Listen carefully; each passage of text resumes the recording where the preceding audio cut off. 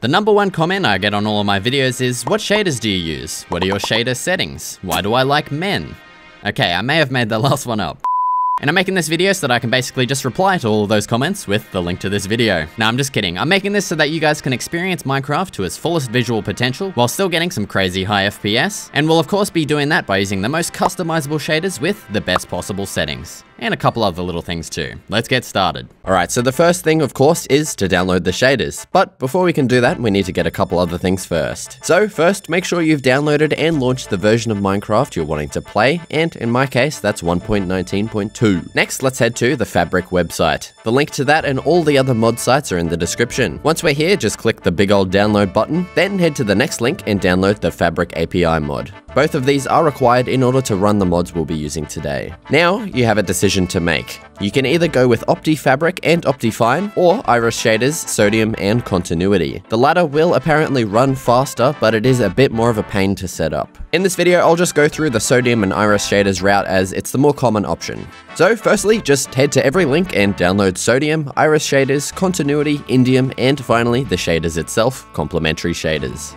And the last thing to download is the Germs Better Leaves add-on if you want these nice bushy leaves. Now with everything downloaded, let's double click on Fabric first and install it. Once that's completed, we need to start Minecraft, making sure the Fabric version is selected here. Let it load to the main menu and then close it. Now we can head to %appdata%.minecraft and then into the mods folder.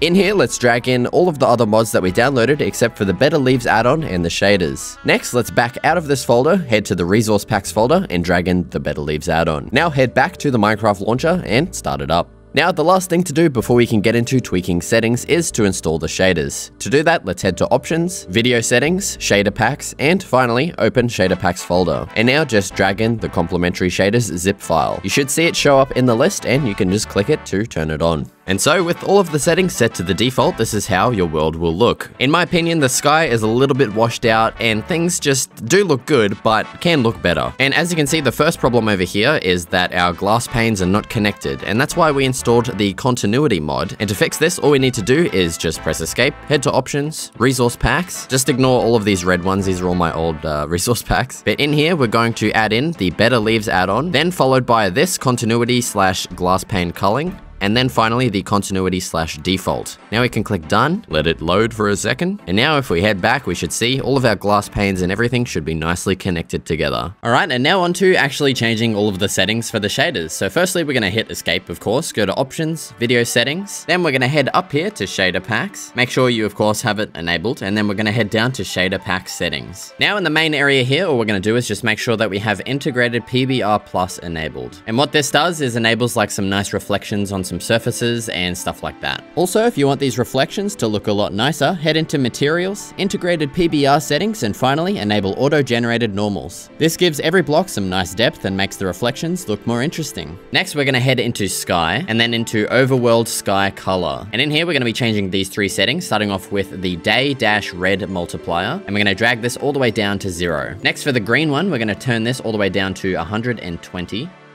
And then we're going to leave the blue one as it is. And as you can see, this turns the sky from almost pure white into a nice blue color. Then we're going to go back and into the Aurora Borealis settings. This is of course optional, but this makes your nighttime look a lot nicer. And so just make sure this is turned on. This is already on for me, but it might be off. So just turn this on if you want your nighttimes to look a lot better. Then we're also going to head into night sky settings and then turn galaxies on. Galaxy brightness up to 2.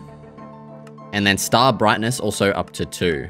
Oopsie daisy, there we go. I just feel like that, in addition to the Aurora Borealis, makes your nighttimes look a whole lot nicer than they did before. Next, with that done, we're gonna hit back and then back again to go back to the main page. And now we're gonna head into lighting. And in here, all we're gonna be doing is turning on scene aware colored lighting. And what this does is actually changes the lighting to match the color of whatever block is like kind of emitting it. So if it's a lantern, it's gonna be more yellow. If it's a sea lantern, it's gonna be more of like a white blue tinge. And yeah, this is definitely just a really nice like effect to turn on. And now that's it for the lighting section. Now we're gonna hit apply and then back. All right, now it's into the world settings, and we're now going to be doing probably the most requested thing that I always see commented on my videos, which is the outline that I have on all of my blocks and stuff. And so to do that, all we need to do is head into outline settings. Then we're going to turn on alternative outline and make sure the alternative outline mode is set to dungeons. Then we're going to turn the strength down to 3 and the thickness up to 3. And now with that done, we're going to click apply. And so what this does is pretty much just adds like a nice kind of highlight to every single block around the place. And it just makes the blocks kind of pop. I don't really know how else to describe it, but you guys really seem to like it. I like it as well. So there you go. That's how you do it. And now with that done, we're going to hit back and back again, and now head into post-process. So in here, we're first going to make sure that we have motion blur off and also lens flare. You can add this in if you want like a nice effect for your screenshots, but I wouldn't recommend using this all the time as it can get annoying when you're like facing the sun, as it'll just add this big ass glare in your face, and it's just, yeah, it's pretty annoying. So next we're going to head into bloom settings. This one is of course totally optional. I think it is defaulted to on, but feel free to turn it off. I prefer it on, and I also like to turn the strength up to 0.5. And then this handheld bloom reduction, we can turn this off as well, as it just makes like items in your hand a little bit less bright. And so what this does is pretty much adds a nice glow to everything that emits light. I highly recommend turning it on. And so with that done, we can now click apply and then back.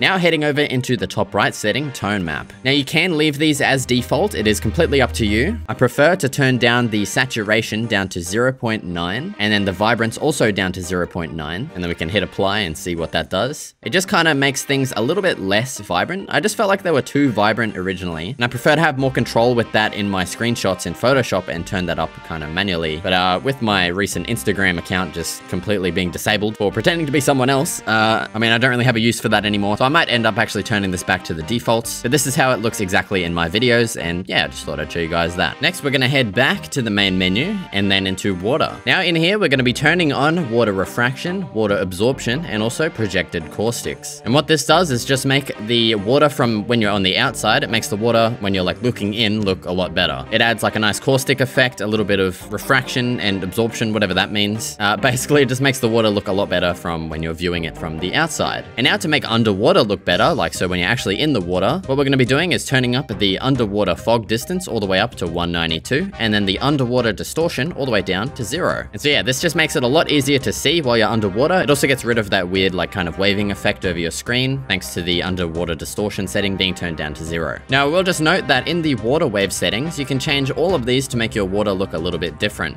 So right now it's very calm and still. And what you can do is turn up the bumpiness as far as you want. And as you can see, that makes it look a little bit more like crazy looking. You can change all of the other things to fine tune it as well. I would also recommend turning on water displacement. I don't really know exactly what it does. I can't really see a difference, but apparently it enables waving water position, which sounds cool. I can't really tell a difference, like I said, so yeah, just turn it on for the hell of it. And so yeah, that's pretty much all of the settings that I use. Now, we'll just note, for some reason, this does look a little bit different compared to the older version of complementary shaders that I currently use, which is version 4.3.3. And as you can see, there is a little bit of a difference, like everything is not so bright. I'm not sure why that is. I don't know if I missed a setting. I mean, I went through everything. It could just be that the newer version of the shaders has some different lighting stuff going on. But if you want the lights to be a little bit less bright, what we can do is head into lighting, overworld light colors, and we can turn down light intensity on surface and turn this down to 0.8. So that'll just make everything a little bit less bright. You can also fiddle around with all of these settings, the sunlight, morning, day, evening, and the ambience lighting settings as well to get everything a little bit less brighter. And also turning bloom down from 0.5 to 0.3 also brings it closer to the 4.3.3 look. And so yeah, that pretty much covers all of my shader settings, and now you guys can finally stop asking me what my settings are. So if you found this helpful and you like the way that your Minecraft looks now, feel free to leave a like on the video and also subscribe for future videos just like this one. Thank you so much for watching, and I'll see you in the next video.